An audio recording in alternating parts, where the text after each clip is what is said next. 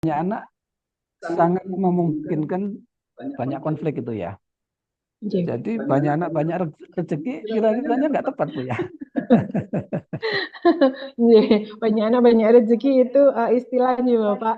Tapi kita melihatkan berdasarkan penelitian ini deh, berdasarkan data-data yang ada nggih, Iya. bahwa jumlah anak semakin banyak jumlah anak yang dimiliki dalam sebuah keluarga itu akan meningkatkan konflik kerja keluarga itu sendiri.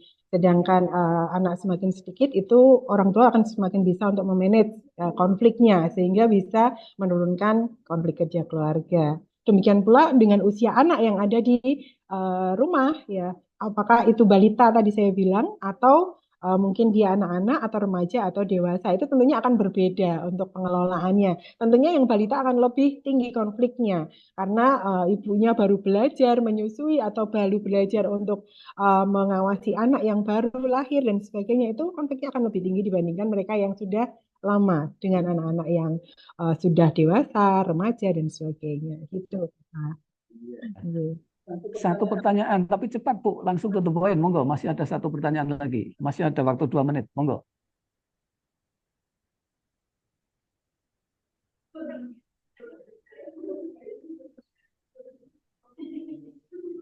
Halo, masih ada satu pertanyaan lagi. Kami tunggu. Monggo Bapak Ibu berkolaborasi jika boleh saya oke. Boleh. Yeah.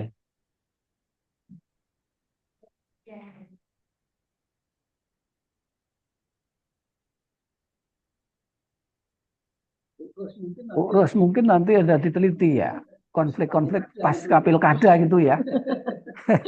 Boleh Bapak. Boleh respondennya ya. Iya, Iya. iya, iya. Ya. Manakala sudah tidak ada lagi, kami ucapkan terima kasih Bu Rusmalia, sharing ilmu pengetahuannya sangat bermanfaat ini. Tiada kami ucapan selain terima kasih, semoga apa yang disampaikan menjadi sebuah amal kebaikan untuk Bu Ros dan tentunya kita semuanya. Amin amin Kita betul beri Bapak. hapus dong. Eh, eh. Baik, selanjutnya kami panggil Ibu Astrid untuk menyampaikan materi yang terakhir pada sesi diseminasi riset doktor yang seri keempat. Silahkan Bu Astrid, ada waktu 30 menit termasuk dengan tanya jawab. Ya, baik, terima kasih Bapak Dr. Insinyur Hadi. Izin share screen. Oke, Assalamualaikum warahmatullahi wabarakatuh. Selamat siang ya. Eh, izin hari ini saya akan men-sharing eh, disertasi saya dengan judul Serious Game Supply Chain Management menggunakan Blockchain Smart Contract.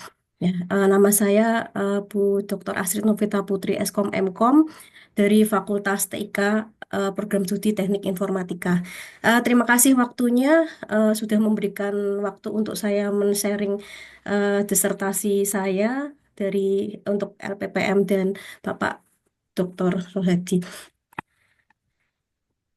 Jadi penelitian ini dimulai dari distribusi Indonesia ya. Jadi rantai distribusi yang Indonesia saat ini itu adalah sangat panjang ya. Karena rantai distribusi tersebut melibatkan beberapa aktor atau beberapa rantai. Di antaranya di sini dari petani, petani menjual ke pengepul kecil, kemudian pengepul kecil menjual ke pengepul besar, kemudian dijual ke pedagang grosir di pasar tradisional, kemudian setelah pedagang grosir dia menjual lagi ke pedagang eceran, selanjutnya baru sampai konsumen. Jadi ini rantai yang sangat panjang. Hal ini Hmm. menyebabkan harga produksi menjadi meningkat begitu karena melewati beberapa eh, rantai distribusi tersebut gitu ya.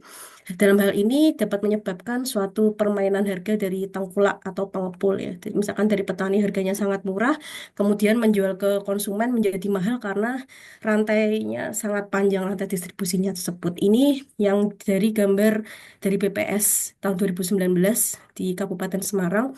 Kemudian di Indonesia sendiri, saya juga sudah membaca dari BPS tahun 2021, ini juga sama dari produsen, pengepul, pedagang ecer, kemudian sampai ke konsumen, ya itu sangat panjang gitu ya. Nah, oleh karena itu kami memberikan solusi bagaimana dapat membuat dynamic supply chain baru atau rantai distribusi baru supaya petani dan konsumen ini untung gitu ya, nggak harganya nggak petaninya rugi, konsumennya juga nggak Saling terlalu rugi untung. gitu ya. Nah, kemudian petani saya membuat petani, kemudian ke KUD, KUD ke distribusi dan konsumen. Jadi pengepul dan pedagang ini tidak ada hanya langsung ke KUD. Hmm. Dengan catatan petani menjual ke KUD atau koperasi unit desa, kemudian menjual ke konsumen melalui distribusi. Hmm. Nah, gambarannya seperti ini ya. Jadi pertama petani, KUD, kemudian distribusi dan konsumen. Nah, di sini karena saya mengusulkan rantai distribusi yang baru ya, itu saya tambahkan menggunakan teknologi blockchain smart contract ya. Hmm. Nah, teknologi ini harapannya adalah bisa memberikan eh, informasi yang terkriptografi atau aman gitu ya, supaya data tersebut bisa saling mengetahui satu sama lain dan saling mengakses begitu. Jadi Hmm. petani bisa mengetahui sampai konsumen kira-kira laku berapa, Hmm. konsumen juga bisa tahu Hmm. kira-kira hasil panennya ini didapatkan tanggal berapa, kemudian hasil panennya tersebut kadaluarsa kapan barangnya, kemudian produksinya berapa lama, itu bisa diakses semua. Itu tersimpan dalam teknologi Hmm. blockchain gitu. Nah, kemudian Hmm. hal tersebut saya simulasikan pada serious game ya di sini. Nah, kemudian dalam perkembangannya saya mengembangkan menggunakan teknologi ambient intelligence di sini untuk transparansi penelusuran transaksi ya. Jadi blockchain ini tidak memerlukan pihak ketiga. Jadi otomatis setiap transaksi tersebut diatur oleh aktor-aktor yang terlibat ya. Aktor tersebut Hmm. ada petani, KUD, distribusi, dan konsumen. Kemudian selanjutnya dari permasalahan yang tadi dari rantai distribusi yang baru, di sini saya juga mengambil topik lagi, subnya adalah bagaimana setelah rantai distribusinya terbentuk menggunakan blockchain juga eh, petani ini bisa mengetahui bagaimana optimasinya sesuai gitu ya. Jadi optimasi untuk memproduksi produksi. Jadi nggak ada dia overproduksi atau kurang produksi. Jadi kira-kira sesuai dengan eh, kebutuhan masyarakat atau kebutuhan yang ada di masyarakat yang saat ini gitu. Nah, kemudian di sini saya menggunakan automatic execution smart contract ya, berbasis simulasi untuk mengoptimalkan hasil produksi. Hmm. Jadi supaya mengetahui kira-kira kebutuhan konsumennya bagaimana, kemudian apakah stok itu sudah terpenuhi atau tidak ya, menggunakan jalur rantai distribusi yang baru. Nah, jadi konsep yang saya usulkan di disertasi saya adalah seperti ini. Ya. Kemudian di sini juga ada smart bidding ya. Smart bidding ini digunakan untuk jika petani ini over panen gitu ya. Misalkan kadang ada panen raya gitu ya. Dia panennya over, gimana supaya dia tidak merugi? Kita membuat smart bidding. Smart bidding ini seperti eh, kalau panen terus dia mengusulkan gitu ya. Kira-kira siapa yang mau beli dari KUD, terus di voting gitu ya, siapa yang mau beli. Nah, jadi tujuannya adalah seperti yang tadi, model rantai distribusi baru pada supply chain management di Indonesia menggunakan teknologi blockchain smart contract sebagai penyimpanan transaksi dalam catatan terdesentralisasi ledger. Kemudian model baru untuk optimasi hasil produksi ya menggunakan metode simplex dan vector sum, kemudian Oke. menggunakan Pareto form eh, untuk menggunakan teknologi blockchain berdasarkan variabel rata-rata dari variabel yang saya ambil adalah dari total konsumsi masyarakat dan total produksi Hmm. dari petani sehingga kira-kira Konsol. menemukan titik ya atau trade-off-nya kira-kira sesuai tidak terlalu jauh menjomplang sekali seperti Oke. itu yang disimulasikan pada serious game agar stoknya terpenuhi. Ya. Berikut Oke. fishbone saya ya, diagram Kalau di keterkaitan. tadi di Di sini ada blockchain untuk melacak ketersediaan stok petani, kemudian di sini ada di sini optimasi bisa ya, rantai chat, distribusi di chat bisa, menggunakan blockchain, bisa di kemudian di sini, sini dikembangkan lagi menggunakan metode baru bisa ya. tadi Simplex, method sum dan Pareto Form untuk blockchain ya. Kemudian di sini saya kembangkan lagi menggunakan ambient intelligence untuk mengurangi dampak bullwhip effect ya tersebut ya supaya tidak keterjomplangan seperti tersebut. Kemudian di sini saya kembangkan metode baru untuk optimasi produksi menggunakan blockchain smart contract pada serious game. Nah, teknologi blockchain ini memang masih sangat baru beberapa tahun terakhir ini Hmm. gitu ya. Dan penelitiannya masih sangat jarang gitu. Jadi untuk mencari originalitas atau novelty-nya itu sangat tinggi begitu. Nah, hal tersebut membuat saya dan eh, tim kami itu jadi lebih semangat lagi untuk mengembangkan blockchain ini mau dibuat seperti apa saja dan Terus penelitiannya seperti apa materi ya. dikirim Nah, ke blockchain itu kami ya. suatu pencatatan digital yang terdesentralisasi secara private ya. Jadi tidak bisa diakses oleh sembarang orang ya. Kemudian pada hal tersebut transaksinya bersifat user to user atau peer to peer ya. Jadi hanya aktor yang terlibat saja yang mengetahui data tersebut gitu. Nah, penelitian ini saya bagi menjadi beberapa tahapan. Yang pertama adalah di tahap pertama dengan tujuan teknologi hyperledger blockchain pada supply chain management di sektor pertanian ya.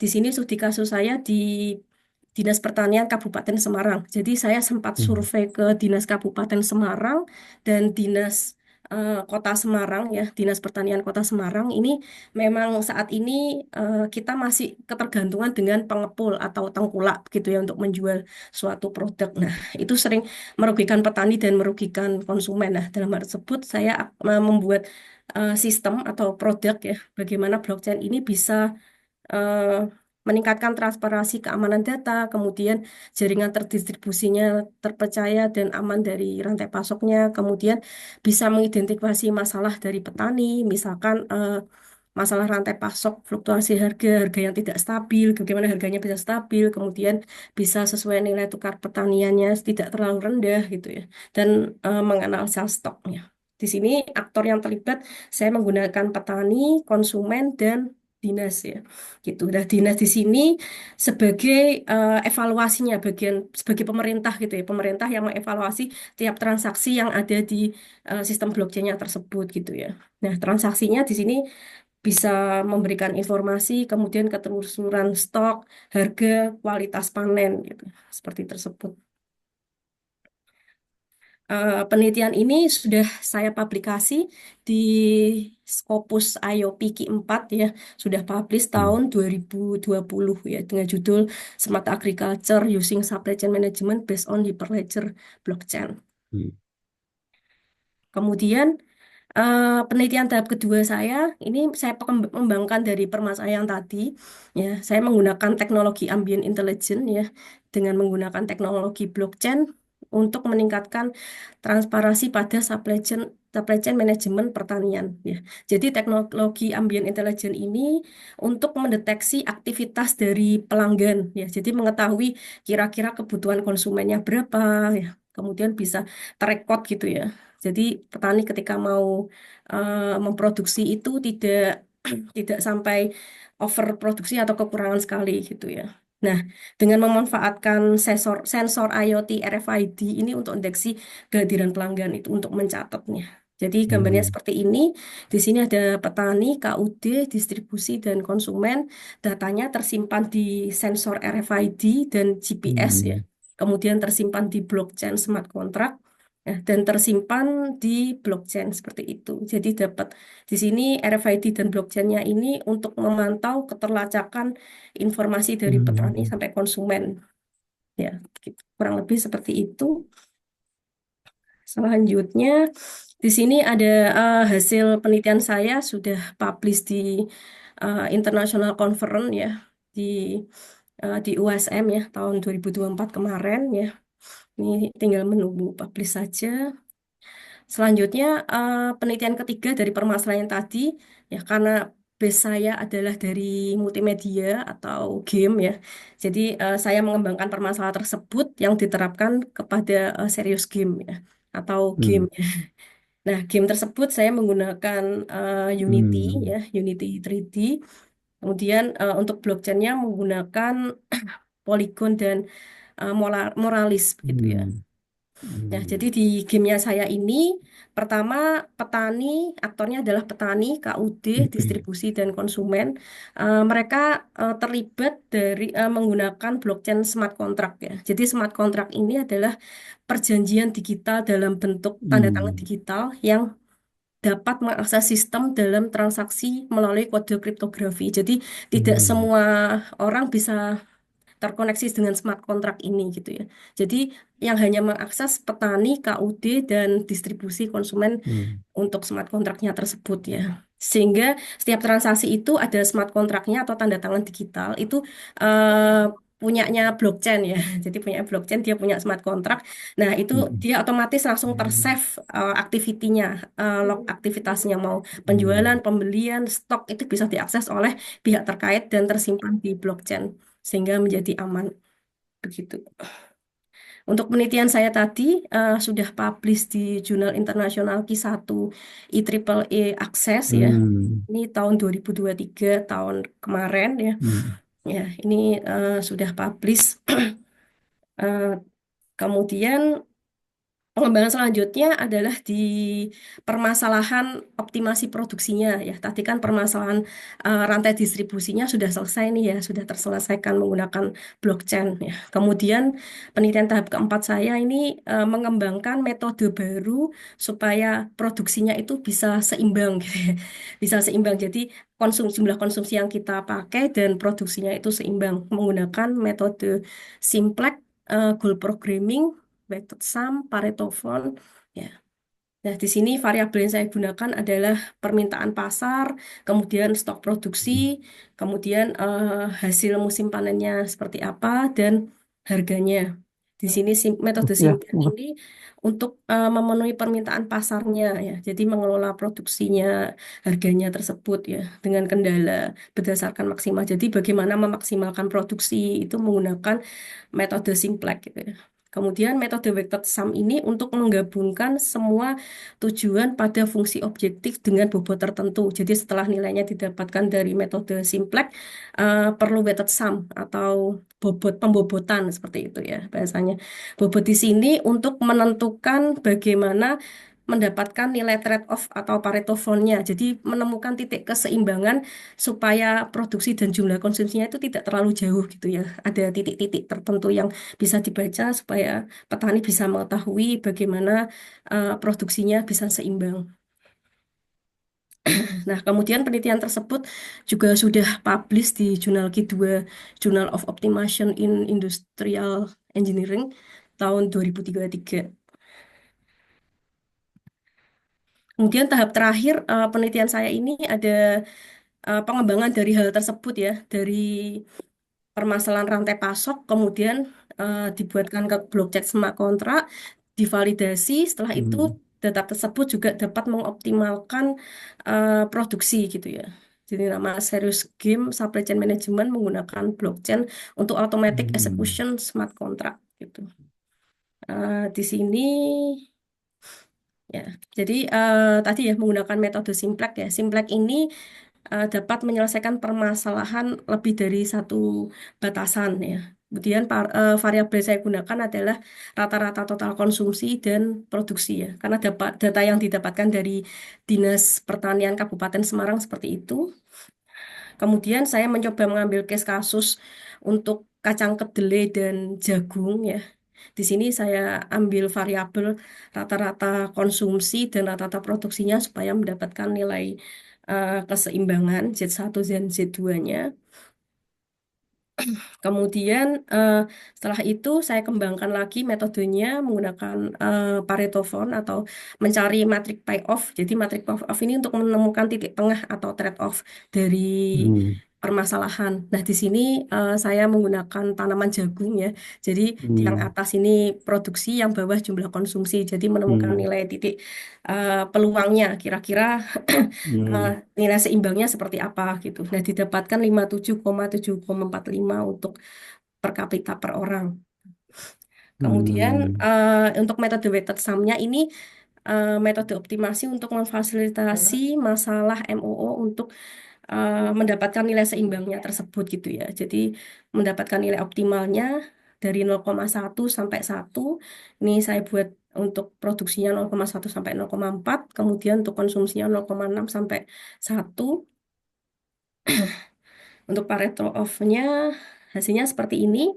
Ya, jadi menemukan yang di arsir ini menemukan titik keseimbangan ya atau paretonya itu. Jadi untuk produksi jumlah segini itu mendapatkan nilai titik keseimbangan untuk untuk produksi petani seperti tersebut yang diterapkan pada blockchain. Kemudian jurnal tersebut masih review ya di jurnal Optimation ini belum ada decision, sudah saya submit. Ya, selanjutnya tahap terakhirnya ini untuk evaluasi ya. Nah, evaluasi tersebut saya menggunakan metode SUS atau metode System Usability Scale atau SUS ya. Di sini dari hasil yang dapat saya mencoba ke dinas. Nanti ada yang terlibat 10 menjadi petani, 6 jadi KUD dan 4 menjadi Hmm. distribusi, 10 jadi konsumen ya. Nah, hal tersebut kemudian jumlahnya ada 30 responden. Nah, hasil yang didapat nilai Wah, SUS-nya dari nanti gamenya apa tersebut selesai? mendapatkan nilai 81,083 atau Mau excellent. diberi link Ini atau ngikutin sudah apa dari sini? Nanti tak undang, tak itu. apa-apa. Hal Terus. tersebut sudah saya submit juga di jurnal IEE Transaction on Game atau Q2 Scopus juga belum belum ada decision seperti itu. Untuk yang terakhir luaran saya permasalahan tersebut saya luangkan pada buku monograf ya. Ini masih proses ISBN di penerbit Getpress ini dengan judul Supply Chain Management Dinamis berbasis teknologi blockchain smart contract dan ambient intelligence untuk mengatasi bullwhip dan transparansi informasi. Begitu, ini kira-kira jurnal saya untuk publikasi sudah publish 4 ya, masih menunggu 2 lagi dan satu buku monograf masih proses ISBN. Kesimpulannya adalah bagaimana bisa mengintegrasikan game ya sebagai media pembelajaran dan teknologi blockchain, smart contract, dan multi objektif optimasi dalam satu sistem ya untuk menyediakan model baru untuk supply chain management dengan permasalahan pengurangan jalur distribusi yang rumit atau panjang, kemudian meningkatkan transparansi data, transaksi atau data, kemudian untuk mengoptimalkan produksi dan konsumsi. Jadi gamenya di sini untuk sarana edukasi yang mudah dipahami dan interaktif bagi semua aktor yang terlibat. Tampilan game saya seperti ini. Ini mulai scan barcode QR code-nya untuk masuk ke blockchain. Nanti login sebagai aktor. Aktornya di sini bisa petani, bisa KUD, bisa distribusi, bisa konsumen. Ya, kemudian melakukan transaksi dan tersimpan di blockchain. Ya, sekian, terima kasih waktunya untuk sharing saya hari ini. Assalamualaikum warahmatullahi wabarakatuh. Waalaikumsalam warahmatullahi wabarakatuh. Wah, saya hanya bisa mengatakan, wow, artikelnya luar biasa, Bu Astrid. Terima kasih, Pak. Sebelum pembaca, sebelum partisipan untuk bertanya, sedikit saya tanya. Wah, ini kan melibatkan Dinas Pertanian Kabupaten Semarang. Iya, betul, Pak. Ya, Bu Astrid, Dinas Pertanian, eh, tanggapannya seperti apa dengan hasil risetnya, Bu Astrid? Ya, sangat menarik Pak katanya beliau. Cuman kalau untuk diterapkan di Indonesia memang perlu banyak yang terlibat seperti itu. Jadi untuk Hmm. penerapannya mungkin bertahap, tapi untuk ide saya dan originalitasnya sudah oke seperti itu Pak. Hmm. Gitu. Karena beberapa waktu lalu, mungkin 2-3 tahun yang lalu, itu salah saya juga terlibat dalam penyusunan Sislokda, Sistem Logistik Daerah dari Dinas Ketahanan Pangan Provinsi. Itu mengundang satu dari Gajah Mada untuk membuat webnya dan seterusnya. Itu sampai sekarang tidak bisa operasional karena banyak aktor-aktor yang harus terlibat. Salah satu fungsi dari Sislukda itu untuk memantau harga. Maka kesulitannya adalah pihak-pihak numerator di lapangan untuk menginput data. Akhirnya pada kesimpulan dana dan seterusnya. Ya, jadi sistemnya nggak bisa operasional karena input-input data itu memerlukan banyak aktor di daerah-daerah, di sentra-sentra produksi dan seterusnya. Ya, akhirnya sampai sekarang mangkrak itu. Nah, barangkali suatu saat ketika saya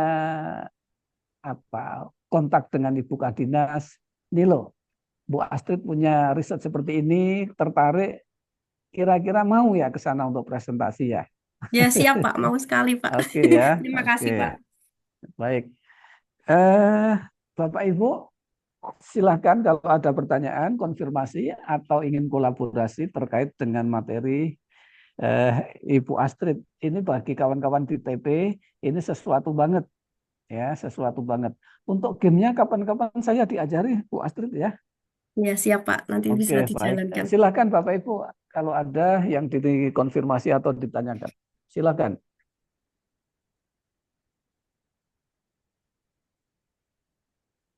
Silakan Bu Nuria, Bu Nur, Ibu Ati Politeknik. Politeknik mana Bu Ati ini? Politeknik Baja. Bu Vina,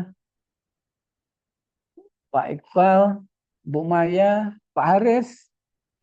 Silakan Pak Haris kalau masih join. Mbak Sheila Putra, Romadona Kusna, silakan partisipan kalau ada yang perlu ditanyakan. Untuk mengisi, menunggu, sambil menunggu kawan-kawan yang bertanya, apakah sistem tadi, apakah sistem yang dikembangkan melalui blockchain itu, pihak petani bisa mengintip, kira-kira harga yang dibeli dari saya nanti di konsumen terakhir dijual berapa ya? Bisa nggak Bu itu? Seperti itu. Oh jelas bisa Pak, soalnya setiap transaksinya tersimpan log activity-nya. Nah itu petani bisa tahu harganya Ah, jadi berapa. Itu biasanya paling KUD-nya yang beri menjadi harga. oh, saling transparansi sekali nih. Iya Ini bisa betul. bisa mengacaukan dunia persilatan. Iya Pak, nanti pengepul sudah Nah, tidak ada. Seperti iya, ini mungkin Bulog ya Pak ya, iya. kalau beras itu.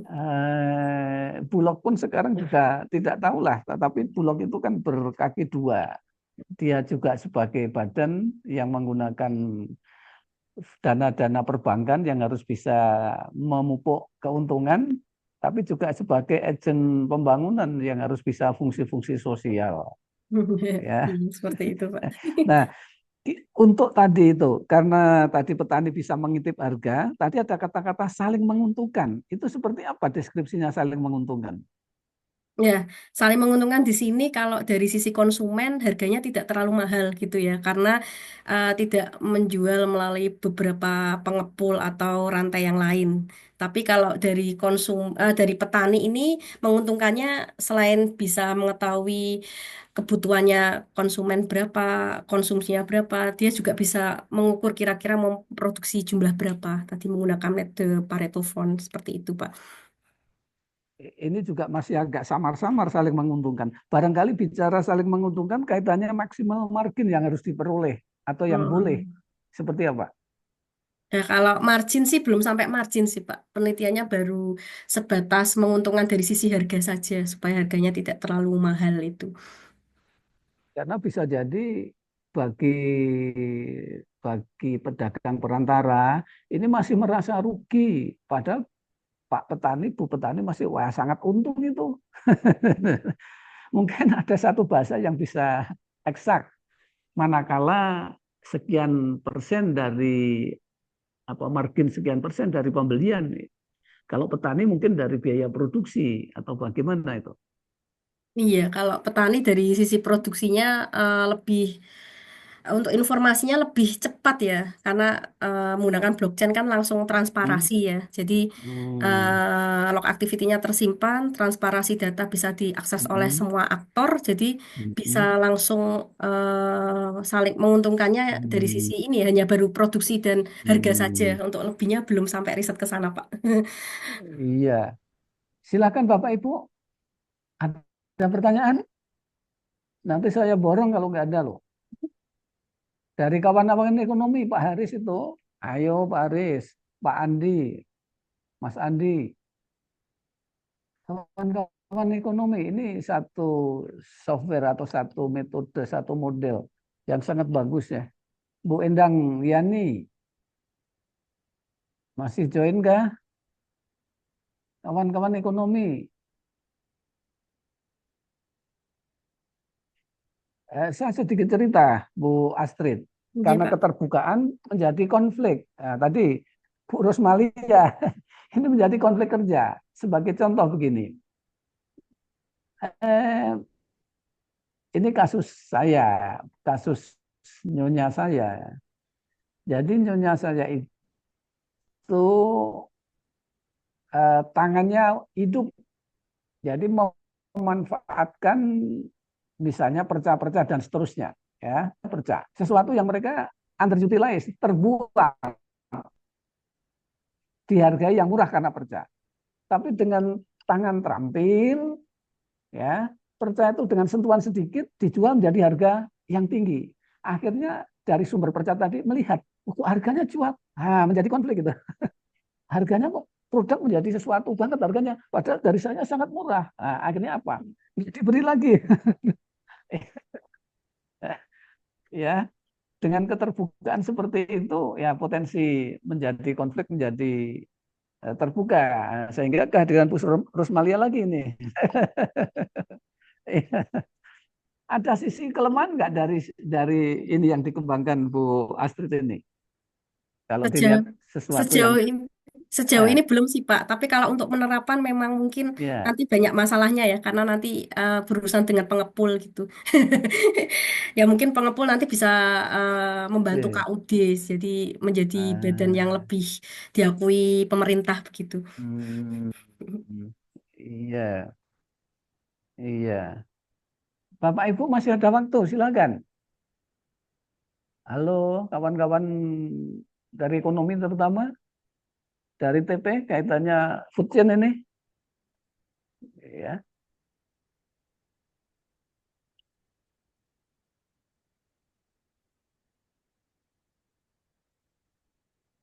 Ini KUD, kok KUD sesuatu banget ini. Apakah masih ada KUD yang eksis, Bu Astrid?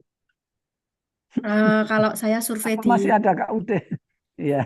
Kalau di saya survei di ini Pak Dinas Kabupaten Semarang KUD sudah Hmm, ada beberapa yang jalan sih Pak kayak membantu menjual hmm, petani seperti hmm, menjual ada menjual hasil ternak, hasil produksi gitu. Tapi memang hmm. belum banyak sih. Nah, KUD itu jaya di era Pak Harto, di era tahun 70, 80 sampai akhir 90 lah.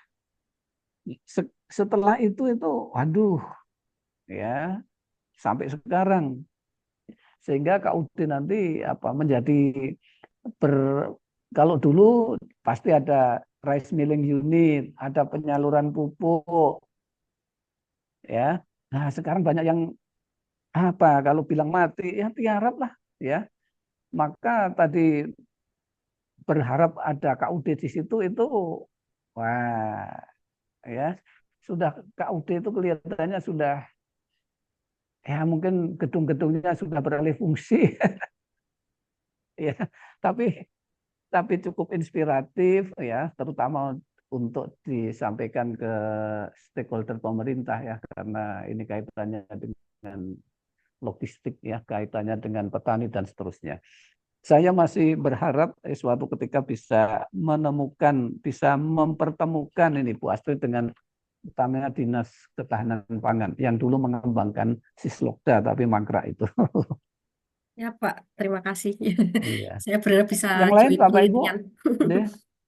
Yang Ya. lain Bapak Ibu,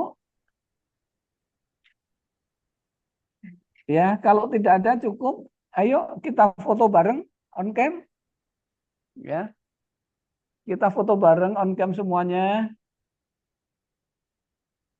Belum ada on cam ini. Pada kemana ya? On cam, on cam. Oh, ini pada kemana nih? Pada Jumatan ya. Wah, ya udah nggak usah dipoto.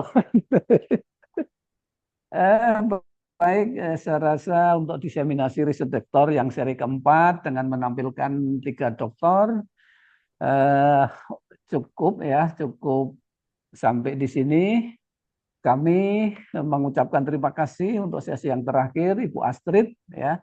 Terima kasih sharing ilmunya. Tadi saya masih punya janji untuk bisa mempertemukan ya. Kami tidak bisa, LPPM tidak bisa membalas ya, yang membalas sebagai sebuah kebaikan amal jariah dari Bapak Ibu semua presenter hari ini. Ya, kami hanya memberikan A+ untuk Ibu Astrid ya. Baik, jangan lupa Ibu untuk sertifikat bisa ada link untuk mengisi sertifikat ya, tadi sudah dibagikan ya. Sekali lagi terima kasih Ibu Astrid, terima kasih Ibu Rosmalia dan terima kasih Pak Supriyadi untuk sharing pengetahuannya pada Jumat tanggal 29 November 2024. Kita bertemu kembali pada sesi seri yang kelima yang tanggalnya akan kita tentukan kemudian. Akhirnya kita tutup. Terima kasih sekali lagi. Assalamualaikum warahmatullahi wabarakatuh.